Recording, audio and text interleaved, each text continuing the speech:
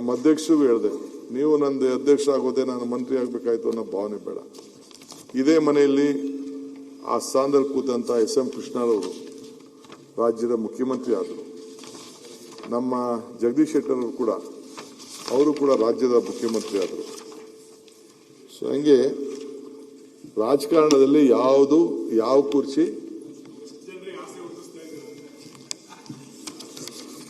ರಾಜಕಾರಣದಲ್ಲಿ my friend Sunil, we have to leave on hope. ಭರವಸೆ, ನಂಬಿಕೆ, ಇದು ಬಹಳ ಮುಖ್ಯ.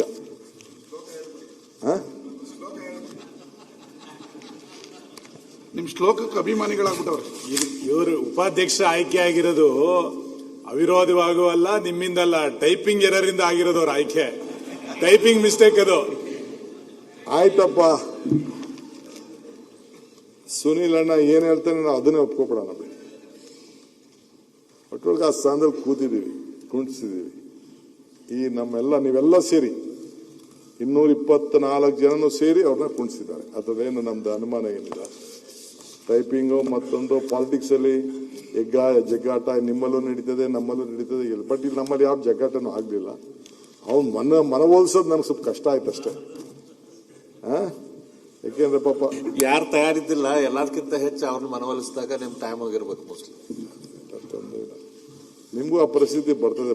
ನಿಮ್ನ ಮನವೊಲಿಸ್ತಿದ್ರೆ ನೀವು ಫೋನ್ ಮಾಡ್ತಿದ್ರೆ ಫೈಲೇ ಯಾವ್ದು ಸೈನ್ ಹಾಕ್ಬೇಡ, ಹುಷಾರಪ್ಪ ನಾನು ಬರ್ತಾ ಇದ್ದೀನಿ ಅಂತ ನೀವು ಹೇಳ್ತಿರ್ಲಿಲ್ಲ. ಅದು ಕೂಡ ನಂಗೆಲ್ಲ ಗೊತ್ತಿದೆ. ನನಗೆ ಎಲ್ಲಿ I wish you all the best, ಒಳ್ಳೇದಾಗಲಿ. ಎಂತ ಪಾಲಿಟಿಕ್ಸ್ ಅಲ್ಲಿ ಐ ಡೋಂಟ್ ವಾಂಟ್ ಟು. ನೀವು ನಾಳೆ ಈ ಸೇರಿದ ಪಕ್ಕದ ಸೀಟ್ಗೂ ನೀವು ಬರ್ಬೋದು. ಸೊ ಇನ್ನೊಂದು ಸೀಟಿಗೆ ಹೋಗ್ಬೋದು, ಹಿಂದೆ ಸೀಟ್ಗೆ ಹೋಗ್ಬೋದು. Politics is an art of possibility. ರಾಜಕಾರಣ ಅಂದ್ರೆ ಸಾಧ್ಯತೆಗಳ ಕಲೆ. ಯಾರು ಬೇಕಾದ್ರೂ ಬರ್ಬೋದು. ನೆನ್ನೆ ಕೆಲವರು ಎಲ್ಲ ಕೂಗೋದೆಲ್ಲ ನೋಡ್ತಾ ಇದ್ದಾರೆ. ಕೆಲವು ಕಾಂಪಿಟೇಷನ್ ನಡೀತಾ ಇರ್ತದೆ. ಅಪೋಸಿಷನ್ ಲೀಡರ್ ನಾನಾಗಬೇಕು ಅಂತ. ಇಲ್ಲಿ ನೀವು ಹಿಂದೆ ಹೇಳ್ತೀರಲ್ಲ, ಕೆಲವು ಕೂಗೋರಿಗೆಲ್ಲ ಮಂತ್ರಿಗಳಿಗೆ, ಓಹೋ ನೀವು ಮಂತ್ರಿ ಆಗಕ್ಕೆ ಈಗ ಈ ತರ ಜ್ವರ ಕೂಗ್ತಾ ಇದೆ ಅಂತ ನೀವೇ ಹೇಳ್ತಾ ಇದ್ದೀವಿ.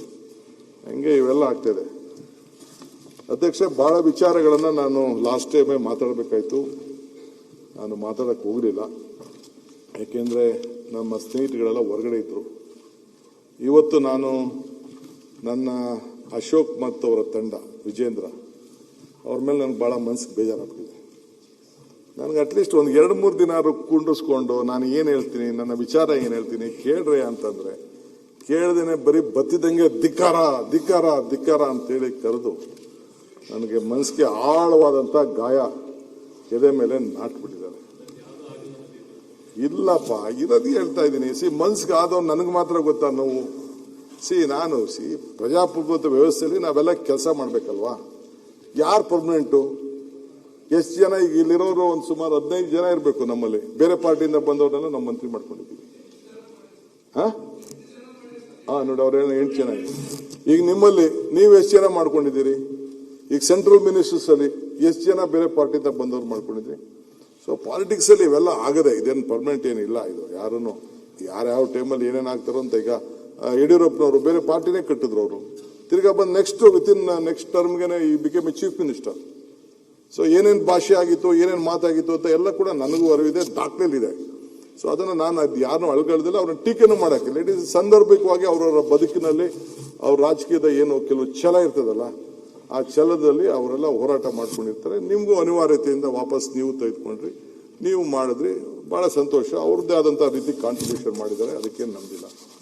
ಬಹಳ ಹಿರಿಯರೆಲ್ಲ ಈ ರಾಜ್ಯದಲ್ಲಿ ಕಾಂಟ್ರಿಬ್ಯೂಷನ್ ಮಾಡಿದ್ದಾರೆ. ನಾನು ಮೊನ್ನೆ ಅಸೆಂಬ್ಲಿ ಕೌನ್ಸಿಲ್ ಅಲ್ಲಿ ಬಹಳ ದೀರ್ಘವಾಗಿ ಆ ವಿಚಾರನೆಲ್ಲ ಮಾತಾಡಿದ್ದಾರೆ. ಇಲ್ಲೂ ಕೂಡ ನೀವು ಕೂಡ ನಿಮ್ಮ ಕಾಲದಲ್ಲಿ ನಿಮ್ದೇ ಆದಂತ ರೀತಿಯಲ್ಲಿ ನೀವು ಕಾಂಟ್ರಿಬ್ಯೂಟ್ ಮಾಡಿದ್ರಿ.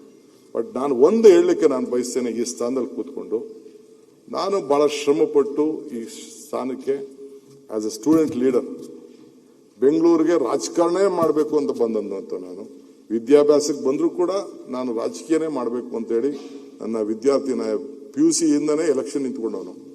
HKS ಕಾಲೇಜು ಅಲ್ಲಿ PUC ಮಾಡಿದವನು ನಾನು. ಡಿಗ್ರಿ SGRC ಕಾಲೇಜಲ್ಲಿ ಮಾಡಿದವನು. ಆಗಿಂದನೇ ವಿದ್ಯಾರ್ಥಿ ನಾಯಕನಾಗಿ ನನಗೆ ನಮ್ಮ ಪಕ್ಷ ಆವತ್ತಿನ ಕಾಲದಲ್ಲೂ ದೇವೇಗೌಡರ ಮೇಲೆ ಎಲೆಕ್ಷನ್ ನಿಂತ್ಕೊಳ್ಳಿಕ್ಕೆ ಅವಕಾಶ ಮಾಡಿಕೊಡ್ತು. ಬಹಳ ಚಿಕ್ಕ ವಯಸ್ಸಿನಲ್ಲೇ ಬಂಗಾರಪ್ಪ ಅವರು ನನ್ನ ಸಂಪುಟಕ್ಕೆ ತೆಗೆದುಕೊಂಡ್ರು. I have seen power. ಅವತ್ತು ಮಂತ್ರಿ ಆದ ದಿನನೇ ನನಗೆ ಗೊತ್ತು, ಪವರ್ ಇಸ್ ನಾಟ್ ಪವರ್.